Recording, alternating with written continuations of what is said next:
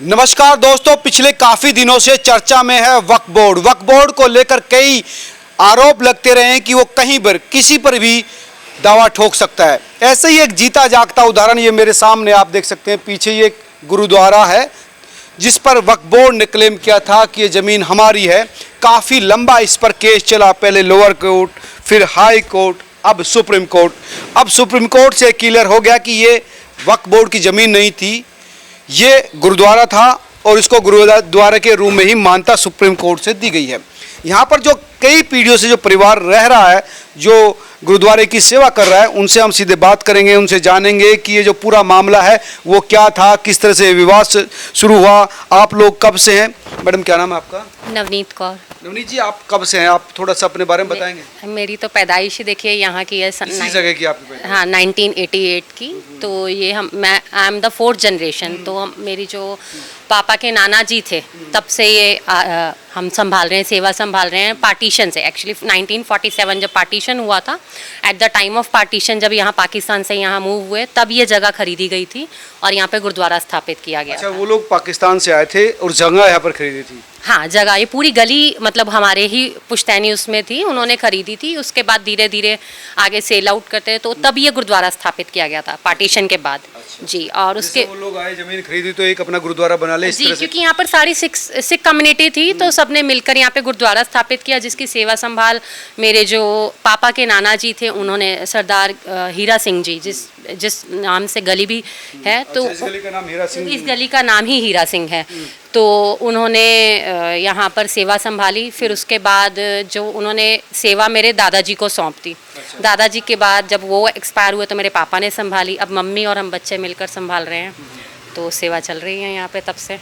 अब मुकदमा भी चल रहा था, सेवा के साथ साथ मुकदमा भी चल रहा था। एक तो आप दर्शन अगर करें, ये दीवार आपने थोड़ा ऊंची कर रखी है, वजह इसलिए ताकि बरसात आती है पानी अंदर ना जाए। अच्छा। और लाइक जैसे कि कोर्ट केस चल रहा था तो हम यहाँ पे कुछ भी मॉडर्नाइजेशन नहीं कर सकते। अच्छा। रिनोवेशन नहीं कर सकते थे क्योंकि वक्फ बोर्ड वाले हर 6 महीने साल में यहाँ पे विजिट करते थे, देखते थे। अच्छा। कि हमने कुछ यहाँ पर रिनोवेशन तो नहीं किया, कुछ दीवारें तो नहीं तोड़ी, अपने अकॉर्डिंग बनाया तो नहीं, क्योंकि हमें अलाउ नहीं था।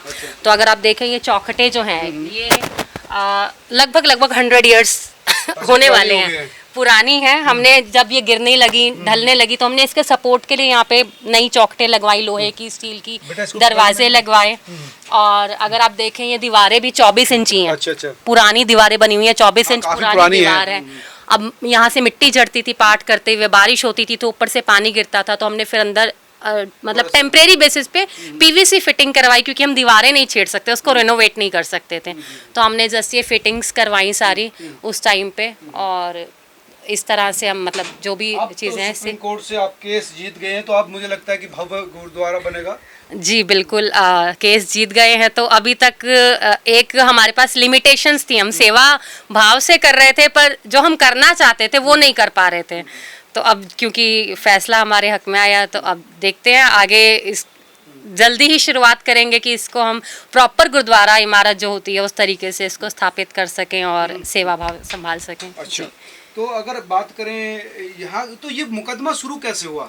मुकदमा बेसिकली मैंने आपको बताया, जैसे after the time of partition के बाद हमने जब सेवा संभाली तो अराउंड 1954 एक्ट के तहत यहाँ पर एक मोमडन थे कोई, उन्होंने उस टाइम पे ये लगभग मतलब आप लगाइए हो गए इस केस को चलते हुए। 2010 में तो हाई कोर्ट का फैसला आया, उससे पहले लोअर कोर्ट में था, लोअर कोर्ट से जीते तो 1980 समथिंग जीत के थे आप? लोअर कोर्ट से जीतने के बाद 1980 के टाइम पे हाई कोर्ट में गया ये केस। फिर 2010 में हमने हाई कोर्ट से केस जीता और तब हमने इस पे रेनोवेशन करने का सोचा भी, बट 6 महीने का टाइम होता है दोबारा सुप्रीम कोर्ट में फाइल करने का, तो हम 6 महीने का वेट कर रहे थे पूरे हो जाए, देन देयर आफ्टर हम इस पे न्यू मॉडर्नाइजेशन स्टार्ट करें। तो विद इन 6 मंथ्स फिर वक्फ बोर्ड वालों ने सुप्रीम कोर्ट में केस डाल दिया। तो अब 15 साल के बाद आज हमें उस पर जीत मिली है। तो अब डेफिनेटली हमें तो नहीं लग रहा कि कुछ और तो नहीं, अब नहीं लग रहा, क्योंकि जो अभी तक जो हमारे देश में वो वक्फ बोर्ड का कानून था जो मोदी सरकार के आने के बाद अब ये बंद हुआ है, तो ठीक है, अच्छा भी है ये।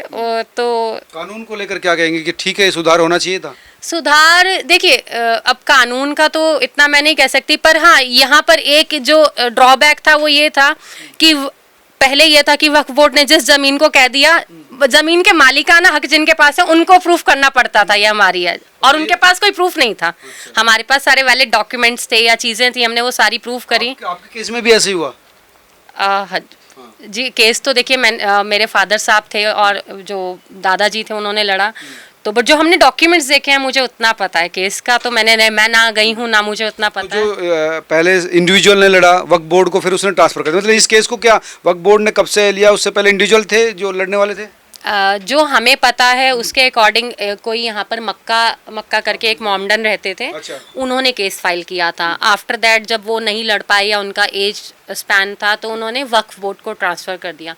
तो फिर वक्फ बोर्ड अब लड़ रहे थे इस केस को, 1980 के आसपास से उनके वो लड़ रहे थे इस केस को यहाँ पर।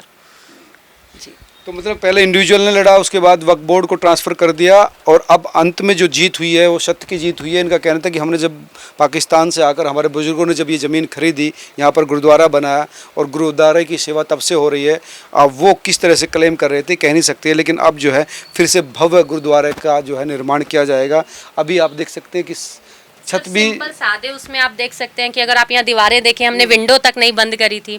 यहाँ पर आप दीवारें देखिए सारी पुरानी है। ये जो अलमारी बनी हुई है ये सब पुराना है।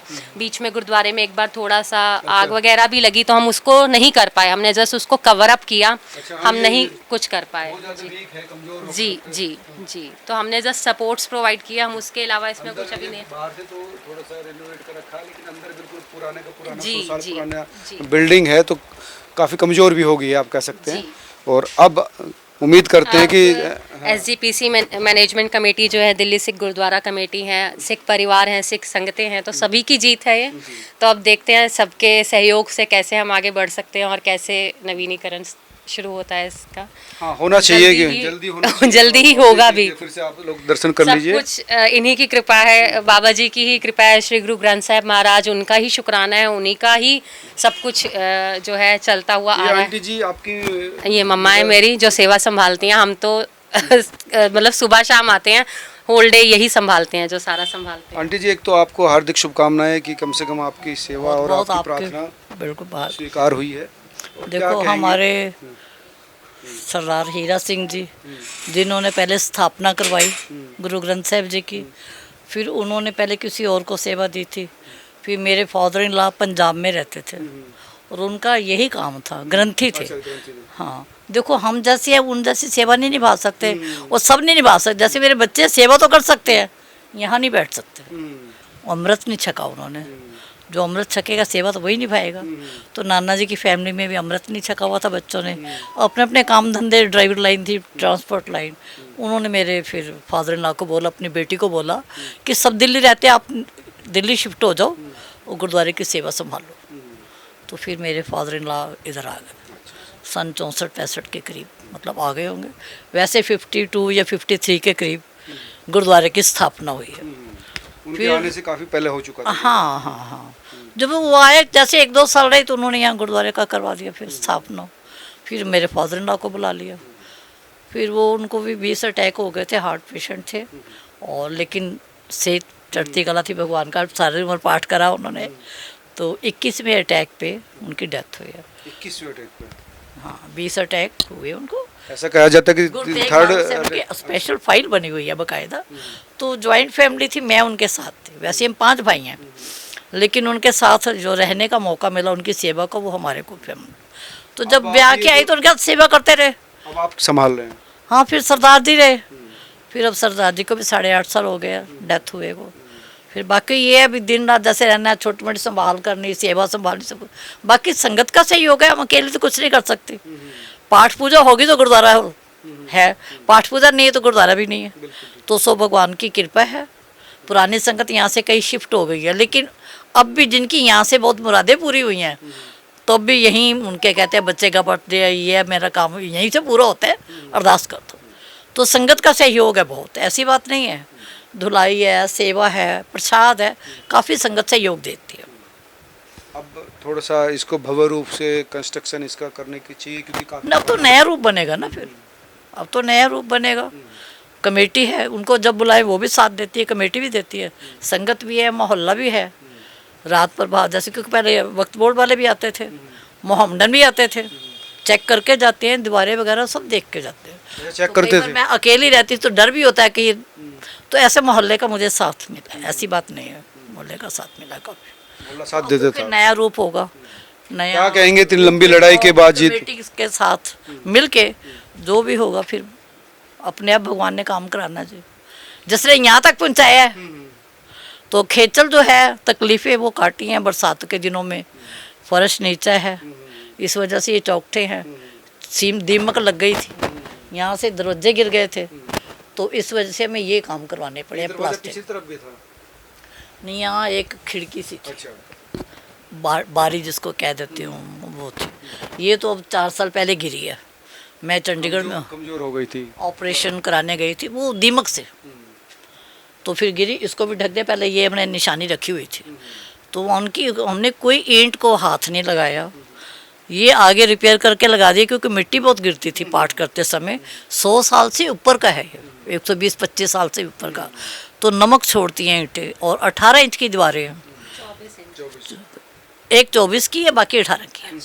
तो इतना इतना डिस्टेंस रख हो गया के, ना। दीवार में इतना डिस्टेंस रख के ये आगे प्लास्टिक लगाया है। जब वो आते हैं हमसे पूछते हैं तो हम कहते हैं जी ये हटा के देख लो, आपकी दीवार वैसे की वैसे है। ऐसे ही छत का करा है, इतना डिस्टेंस रखा हुआ है, अच्छा। तो ये फ्रेम लगा के ये करा है।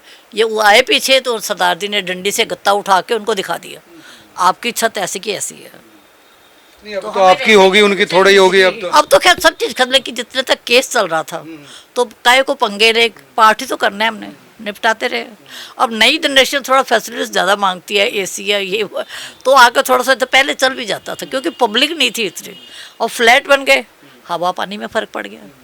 पहले वहाँ उस मकान से हम धूप सेकने आते थे, अब 4 मंजिली फ्लैट बन के अब धूप यहाँ की भी गायब हो गई है, तो फ़र्क पड़ जाता है ना, मतलब गर्मी बढ़ गई, फैमिलियाँ बढ़ गई, अपने पंजाबी पुराने लोग चले गए। तो पहले हम काफ़ी पंजाबी और सरदार फैमिली थी इस गली में, कोई गली में चोरी का मतलब नहीं था, कोई बदमाशी का मतलब नहीं था, कोई सीटी मार के नहीं जा सकता था हमारे बुजुर्गों के होते हुए। बाकी ठीक है, कोई ऐसी बात नहीं। अब तो आज खुश हैं काफ़ी फैसले के बाद? हाँ जी, काफ़ी खुश हैं फैसले के बाद? हाँ हाँ बिल्कुल बिल्कुल बिल्कुल, काफ़ी फ़र्क है, ऐसी बात नहीं। खुशी हमको, आप लोगों के तो हमको कैसे नहीं होगी, नहीं, सबको है। ये सपने पूरे हुए हैं कि हमारे बुजुर्ग सेवा करते रहे बेचारे बुढ़ापे तक, तो आज फिर हमें सेवा मिलती सेवा है। का फल मिल रहा है। अब ये सेवा साकारता हुई है हमारी, जो इतने सालों से हम करते आ रहे हैं। अच्छा अच्छा। मैं अकेली रहती वी रही। आर 4th जनरेशन, तो 4 जनरेशन से जो सेवा चलती आ रही है उसका फल आज जाके मिला है, तो एक तरह से सेवा साकारता हुई है, तो खुशी तो है, अब ट्रांसफर हुआ वैसे चंडीगढ़। खुशी तो है संघर्ष अकेली जो शब्दों में बयान नहीं हो सकती।